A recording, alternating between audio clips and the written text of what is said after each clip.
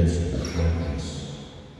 You speak to us with your word and encourage us as Christians as we realize that everything that is happening in the world, that everything that we get to hear upon the news on a daily basis, that everything we read on the paper, they are all working for the good of those who love you. We may end up suffering, we may end up mourning, but at the end of the day, your purpose is to save those that you have purchased with your blood, to be your kingdom of priests. In Jesus' name, amen.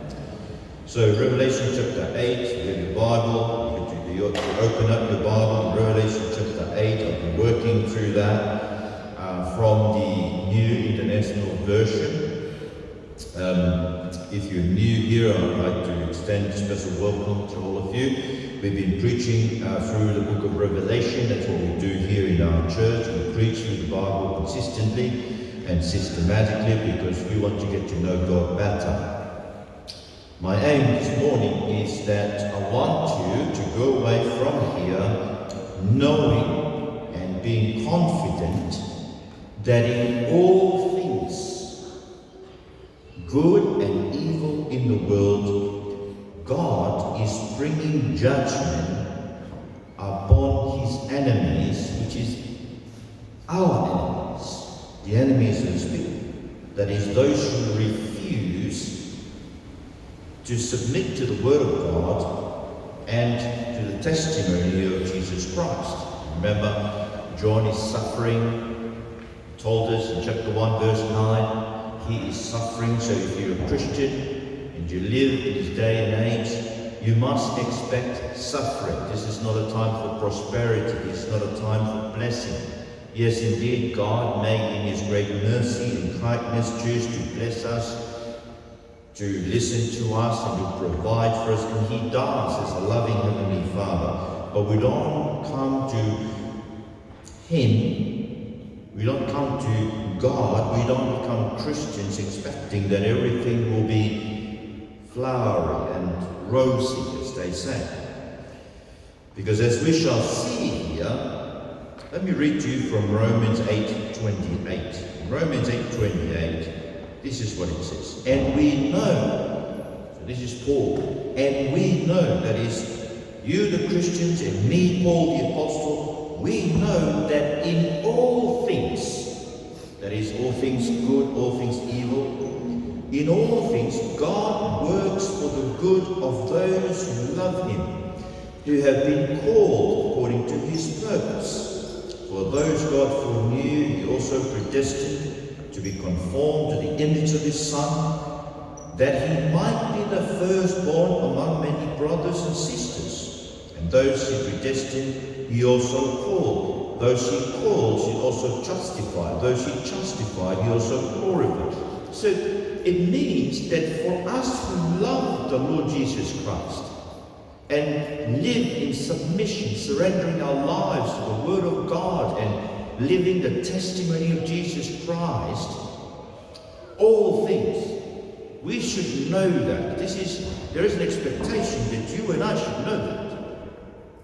And then in verse 31 of Romans 8, and this is what I believe, this is the truth that we are shown in Revelation chapter 8, and we will go to it in a little while. What then shall we say in response to these things? That is, nakedness, famine, persecution, suffering, death. What shall we say?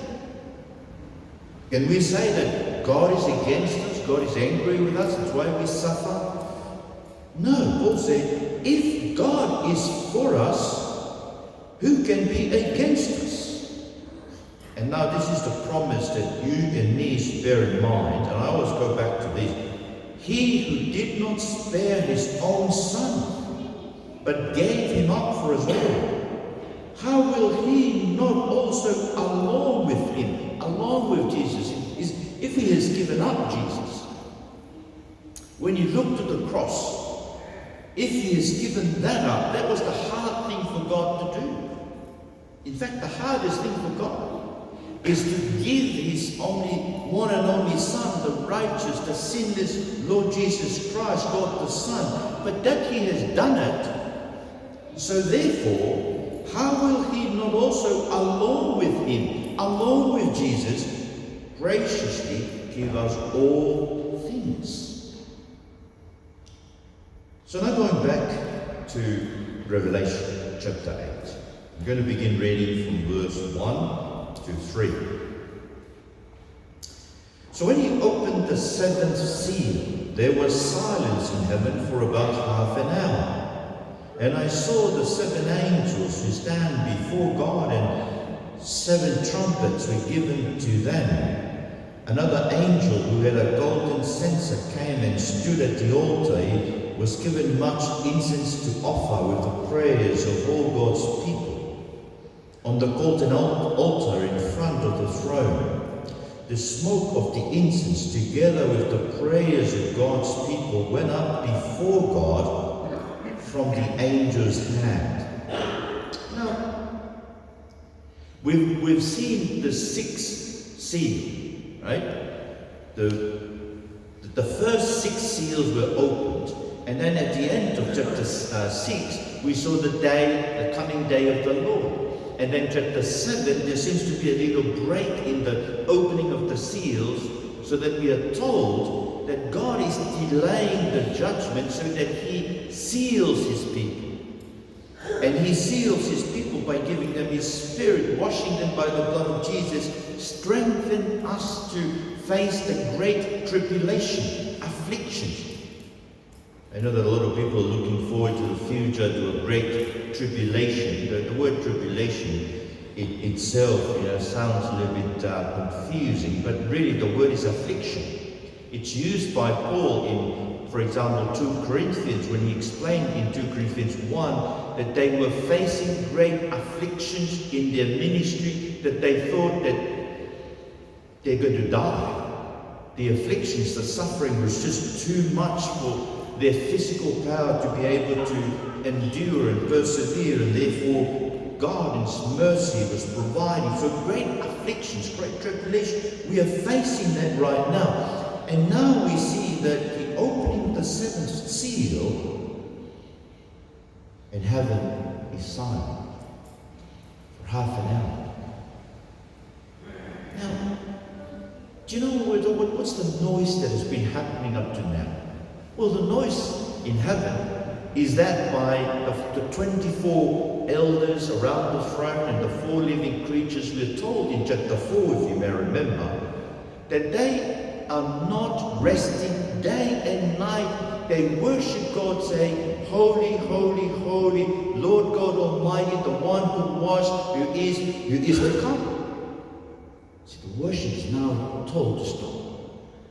They are being silent for half an hour, 30 minutes, and we're told the reason is that the Lord wants to listen to the prayers of His people. This is in verse 4, the smoke of the incense. Now the incense used to be in front of the tabernacle, in front of the most holy place where God, the throne of God was located in the most holy place. In front of the big curtain, in front of it was this censer with the altar of incense, and it was meant to be burned day and night, so that the fragrant, trees and things will come up before the Lord.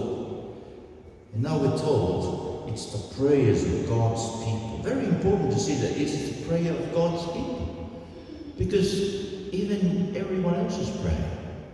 Only the prayers of God's people get through to the throne of God in heaven. And you see that the only connection between the throne of God and earth is our prayers. It's not through the great nations, not through the great leaders of the world, the G7 or the foreign meeting in the Pacific. God doesn't care about those meetings, those powerful people. But God cares for His people. We saw that in Revelation 1. He wrote 7 letters to his church. His concern is with us, the people that he has purchased from every nation, every tribe, every language. We are his kingdom, and we are told by Jesus that the Father is pleased to give us the little flock, the kingdom, and he's making us priests. Do you remember in the Old Testament? Only the Levites, only the descendant of Levi could become priests, could come into the presence of God and offer sacrifices and say prayers. But now you and me, people who have been drawn near to God by the blood of Jesus, we are his priests. And so I want to encourage you to pray. Do you remember the story in Luke 18? Remember the story? Let me remind you, it's just that widow. Remember the widow who kept on going to the unjust judge, asking him to do justice for her, and then he kept on refusing. And at the end he said, well, I don't want this widow to keep on hassling me. I'm going to do this for her. And then Jesus says, listen to what the unjust judge says. And will not God bring about justice for his chosen ones who cry out to him day and night? There is an expectation that we, his people, crying out to him day and night. I'm very thankful that we pray 10 p.m. But why don't you pray every day? You know, you saw this in the movies probably. You know how the armies are going out and there's this walkie-talkie they use to talk to the general? That's prayer. You know, send the Air Force. Or please blast the gates. Put the dynamite in the gate. Blast it open. Give us firepower because the enemy is just too strong. We need, we need some more support to come in. That's prayer. That's the walkie-talkie in the midst of the great battle that we are facing. We are in the midst of battle. And prayer is the way in which we communicate with God day and night. Do you know, if you pray all the time, you keep talking to God, your prayers become powerful. I think it's because we limit, I'll wait till 12 o'clock in the afternoon and I'll pray, I'll wait till 10 p.m. or I'll wait till 8 p.m. on Thursday and then I start praying. God is expecting us as people to pray day and night. You know, I think we need to learn from King David himself. Listen, Psalm 55, he says, evening, morning and noon, I cry out in distress and he hears my voice. So he prays in the evening because for the Jews, that's the beginning of their day. He prays in the next morning because that's like the middle of the day for the Jews. And then he prays again in the evening, right? So that's him. Evening, morning and noon. But then again, do you remember in Psalm 119 verse 164, 7 times a day I praise you for your righteous laws. You know, we need to keep on praying because we keep on disturbed by our mobile phones. Even when we pray, the mobile phones keep ringing and people keep answering the mobile phone. Why do you answer your phone during prayer? You've got to say that you're trusting in yourself, controlling whatever situation those people are calling you, then the God of the universe that you're praying to. You know, when people call during prayer, just stop the phone and say to God, whatever they're calling about, I know you know better than I do, and I know you have power to help them better than I do. To show that we are weak. That's why we pray. We're not in control of situations. And if somebody has just died, what can you do? So pray 7 times a day, David prayed. Let me continue on, verse 5. Then, you know, the then, every time you see a then, it's a conjunction. Then, or therefore, or and, or but. But this then means that this is a direct result of your prayer. Do you know that God listens to our prayers? Sometimes I feel that people are just mumbling,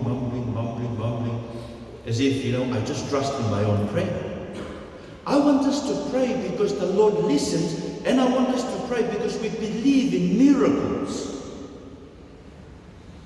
So as a direct result of our prayer, listen to what God is doing. The angel took the censer. The censer is a little thing where they put the fragrant incense upon. It's like a little pot. You probably have seen this in the Roman Catholics. The angel took the censer, filled it with fire from the altar, and hurled it on the earth. And there came peals of thunder, rumblings, flashes of lightning, and an earthquake. Now, the peals of thunder, the rumblings, the flashes of lightning, and earthquake, that's God's answer to our prayers. Whenever those things happen in the Bible, it means that God is coming down. God is present. Listen to this. This is Psalm 18, verses 9 onwards. Psalm 18. He parted the heavens. This is God. He parted the heavens and came down. Dark clouds were under his feet. He mounted the cherubim and flew. He soared on the wings of the wind. He made darkness. Hear that? He made darkness his covering, his canopy around him, the dark rain clouds of the sky. Out of the brightness of his presence, clouds advanced with hailstones and bolts of lightning. The Lord thundered. Hear that? Lightning, thunder, darkness, clouds. God is coming down, right?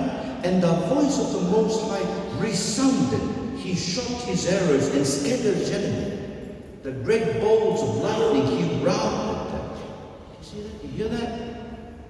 God comes down as a result of our prayers, the prayers of his people, to destroy his enemies. I read this and I'm very encouraged. Because sometimes when I speak in public, I feel the spirit of resistance from those who are not listening, who are already hardening because just my appearance maybe they've heard of me from someone or somewhere. Maybe they've heard of what I say, that I always speak out and even speak against some of the false doctrines around. They're being pulled off. To hear that the Lord, because I always pray, as I sit there, before I come to speak, I'm praying, God, please enable me to speak and speak clearly. And after every time I speak, I go down and I thank God for everything. This is very comforting to know that God comes down. He is here. Whatever enemies that we have here in the midst, he is destroying. He is shooting his arrows towards those enemies. He is weakening them. Then we continue in verse 6. Then the 7 angels who had the 7 trumpets prepared to sound. Now, this is a new thing, right? We were focusing on the seals, the 7 seals. But now as we come to the end of the 7 seals, there are 7 angels with 7 trumpets. Now, 7 trumpets. You notice that I always take you back to the Old Testament because that's how we read the Revelation. You don't read the Revelation looking at the vaccination or whatever is happening in China or Russia or Ukraine. You read the Revelation looking to the Old Testament because John was writing with the confidence that the people of the church, their Bible was the Old Testament. Remember, the New Testament was not yet put together at the time. The letters of Paul was already circulated. The Gospels, I believe, were already circulated in the churches. But the Bible put together was the New Testament. So they have the Old Testament. Now the 7 trumpets comes from Joshua. Remember Joshua? When they got to Jericho, they went around every day, and on the 7th day, Joshua 6. So this is the reading for tomorrow. Joshua 6, and I'm reading from chapter 2 to 5. Then the Lord said, Joshua, see, I have delivered Jericho into your hands, along with its king and its fighting men. March around the city once with all the armed men. Do this for 6 days. Have 7 priests carry trumpets of ram's horn in front of the ark. On the 7th day, march around the city 7 times with the priests blowing the trumpets. When you hear them sound a long blast on the trumpets, have the whole army give a loud shout, then the wall of the city will collapse and the army will go up, everyone straightly. Do you see? Do you hear that? 7 trumpets? It's God conquering the enemies for his people, God conquering the land for his people. And you should be confident that God is doing that. In this godless world, God is blowing the trumpet. This is something that is happening right now. Now let's go through the trumpet. So the first angel, verse 7, sounded his trumpet, and there came hail and fire mixed with blood, and it was hurled down on the earth. A third of the earth was burned up, a third of the trees were burned up, all the green grass was burned up. Now, this is kind of taking us back to the Exodus. Do you remember? The first 4 trumpets allude, or it kind of echoes. As you read it, you kind of hear what God did in Egypt. You know the plagues, the 10 plagues? So these first 4 trumpets are all going back to it. Listen, this is Exodus chapter 9 and verses 22 to 25. Exodus chapter 9. Then the Lord said to Moses, stretch out your hand towards the sky so that hail will fall over Egypt on people and animals and everything growing in the fields of Egypt. When Moses stretched out his staff towards the sky, the Lord sent thunder and hail and lightning, flashed down to the ground, so the Lord rained hail on the land of Egypt. Hail fell and lightning flashed back and forth. It was the worst storm in all the land of Egypt since it had become a nation. Throughout Egypt, hail struck everything in the fields, both people and animals. It beats down on everything growing in the fields and stripped every tree. Listen to verse 26. The only place it did not hail was the land of Goshen, where the Israelites were. You hear that? God has sealed his people in Revelation 7, which means the hail comes down on the world, but he's protecting his people.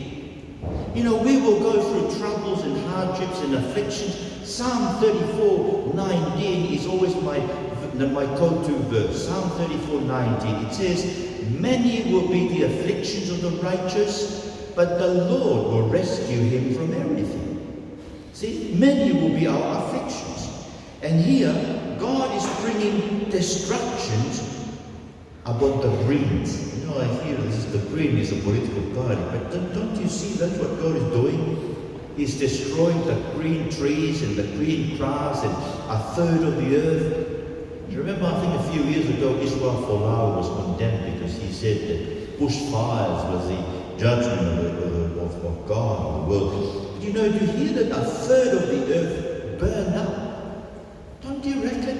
It's not the whole earth burned up. It's just maybe a bushland here in Australia, a bushland in California, or bushland somewhere. But every time you hear the bushfires, you must remember, it's God saying, I am answering the prayers of my people. I'm coming down. I'm destroying the enemies. I am saving you. I am rescuing you in the midst of this. Then the second angel, verse 8, sounded his trumpet, and something like a huge mountain, all ablaze, was thrown into the sea. A third of the sea turned into blood. A third of the living creatures in the sea died, and a third of the ships were destroyed. Did you hear the water turning into blood? See, and the sea turning into blood, and this is what happens in Egypt. Now, the only interesting thing about water turning into blood in Egypt is because the magicians in Egypt were able to reproduce it. And therefore Pharaoh and his authorities, they hardened their hearts because they thought, oh, it can be reproduced. Just man-made. And I think that's what's happening in our world. You hear all these climate changes, campaigners, that's what they're saying. This is just a man-made destruction. We are responsible, partly we are responsible, but we've got to know that the scriptures tell us that God has promised to keep this world going until He returns. So, you know, when we were about to bury Leslie yesterday, didn't you notice the miracle that God was doing? There was no rain. Just when Sione was placed down into the grave, and the whole burial thing went without any rain. You should not say, oh, it's just a man-made thing, oh, it's just accidental that it didn't rain at the time. No, I prayed. People prayed for this. God shows a miracle. At the end of burying Sione, rain happens. You know, this is not man-made. You should look at what's happening in nature and fear the Lord and know that the Lord is involved in every kind of natural disasters and pray to Him. And then verse 10, the third angel sounded his trumpet, and a great star blazing like a torch fell from the sky on a third of the rivers and the spring of water. The name of the star is Wormwood. A third of the waters turned bitter, and many people died from the waters that had become bitter. Do you hear that? Waters become bitter, and a third of the people died from the water. Now let me read to you from Jeremiah 9. This is Jeremiah 9, verses 13 to 16. Listen carefully. It is because they have forsaken my law, which I set before them. They have not obeyed me or followed my law. Instead, they have followed the stubbornness of their hearts. They have followed the Baals as their ancestors taught them. Therefore, this is what's happened. This is what the Lord Almighty, the God of Israel, says. I will make the people eat bitter food and drink poisoned water. I will scatter them amongst the nations. It's because they hardened their hearts to the word of God. So this is the punishment, even this punishment that God is bringing on the godless world will even punish those within the church who refuse to listen to His word. He did that to Israel. He gave them bitter water and poisoned food. I think it's the other way around, right? Poisoned food, bitter water. He gave them something to kill them because they're not listening to God, listening to His word. And you see, you've got to be on the right side of these things. You've got to make sure that you're not the enemies of God, because if you come to church thinking that you're safe but you're still resisting the word of God, you will be part of this punishment. And then the fourth angel, he sounded his trumpet, and a third of the sun was struck, a third of the moon, and a third of the stars, so that a third of them turned dark. A third of the day was without light, and also a third of the night. Now, I think you can almost hear what happened in Egypt. You know how there was, see, but the interesting thing is, as I told you, is that when darkness fell in Egypt, it didn't fall on the Israelites. So there is a distinction. Those of us who have been sealed by God, there is darkness. But now, I want you to see that this means the darkness of evil. Darkness of evil is in the world, right? And as in John 1:5, the light shines in the darkness, and the darkness has not overcome it. This is the darkness that God is bringing upon us. You know, people are resisting. You see the culture is just moving on. You know, Christians everywhere. I was reading yesterday, even in Britain, there was this professor who spoke up and tried to distinguish the genders and say that God has created male and female, and he was dismissed from his university position. And he's now kind of trying to bring these things through the legal system. Do you see? We have been persecuted already. We are undergoing these things because of the darkness that is falling in the world. But it's only a third of the world, because, you know, we still have, look at us, we can still proclaim the gospel. Think of the Fellowship of Independent Evangelical Churches today throughout this land. They are proclaiming the light of the gospel. And there are other evangelical churches all over the world who are still standing for the gospel. And thank God it is not full-blown darkness yet. But what do? Well, we need to shine the light. We need to speak up in public places. You need to not be afraid. You know, I went with my wife to this seminar. You know, I hear people, they start the seminar by saying, you know, I respect the spirit of those who own this land and the spirit of past. It's the worship of the dead. Don't you hear that? Now we've forsaken saying that in the name of Jesus Christ we're doing things, and this land has forsaken even vowing to the office of a political office with the Bible. But we're going to worship the spirit of the dead people, the spirit who went before us, the spirit of this current spirit. No, I take it seriously. See, darkness is upon the land, but we need to shine the light. And then lastly, verse 13, as I watched, I heard an eagle that was flying mid-air call out in a loud voice, woe, woe, woe to the inhabitants of the earth because of the trumpet blast about to be sounded by the other three angels. Now we will see next week that this suffering, this punishment will intensify, because God's purpose in suffering is to say to the world, repent, turn from your wickedness. It's no use to come to church and say, Lord, Lord. It's no use to speak in His name. It's no use to cast out demons. You must repent, turn from your wicked ways, submit yourself to the word of our God. I think I'll leave the prayers. I'm going to ask the event to come up so that we can do the Lord's Supper, and then we will all pray together after we participate in the Lord's Supper. Thank you.